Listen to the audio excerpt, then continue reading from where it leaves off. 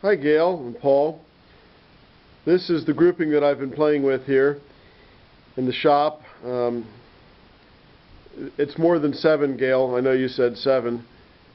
When you start with one as tall as the tallest one is, I just think it's nice to have staggered elevations, and I also think that the scale of your home and backyard and all would support this, something of this size. But we can take pieces away and play with this some more. The tallest piece in this grouping is the tallest piece of Beaver Canyon andesite that's ever been drilled.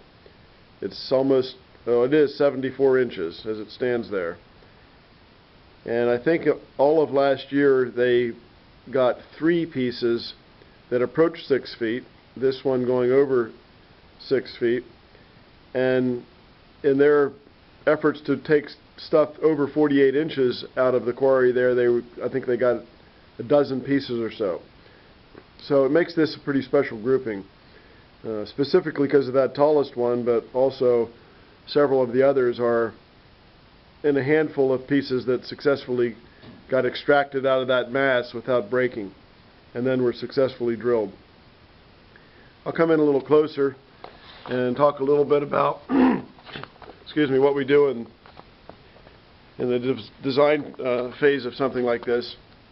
Can you see the black fabric that shows through between these pieces? You can see how the lines that are gently sweeping lines of this natural material play off one another. So it takes a while putting these pieces out, turning them, rotating them till you find this interplay between the pieces that just gives it a harmonious look visually. And then of course the color palette is another thing that's really interesting. I'll come in close on some of this and you can see the texture and color and so forth, which of course is always seen best in person.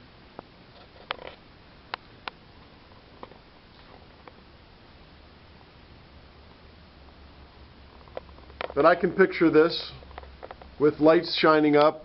You got nice little LED lights that will shine right up in there, creating some bright places and some shadowy places. They're very beautiful at night. I've got a customer whose fountain approaches the scale of this, not too far from here, and we could drive over there and look at their fountain. I'm sure they'd be fine with that. But I wanted to get something off to you today, and I might just mention here that one thing that I would probably end up doing, this piece, it's pretty close in elevation to this piece. I'd probably bring that down a little bit, split the difference between the height of these two, and angle it a little bit. And another thing is, these are all the natural tops. Sometimes we go with polished top, which allows water to flow individually or completely over all sides of each individual column. Some folks like to see that wet all over look. Other folks would rather have a look that's less touched by man and really don't care about a wet-dry combination, or some surfaces being dry. These colors really are striking. There's blues and rust and golds and eggplant purple. Come in on another angle here. There's a lot of other material in the room, and I got to be careful not to bump into it while I'm focusing on this, but it gives you a little bit of a feel for the depth of this.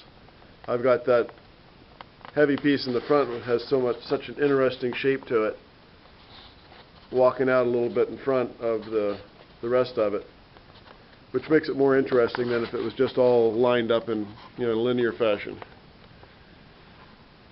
So there you go. I look forward to seeing you folks.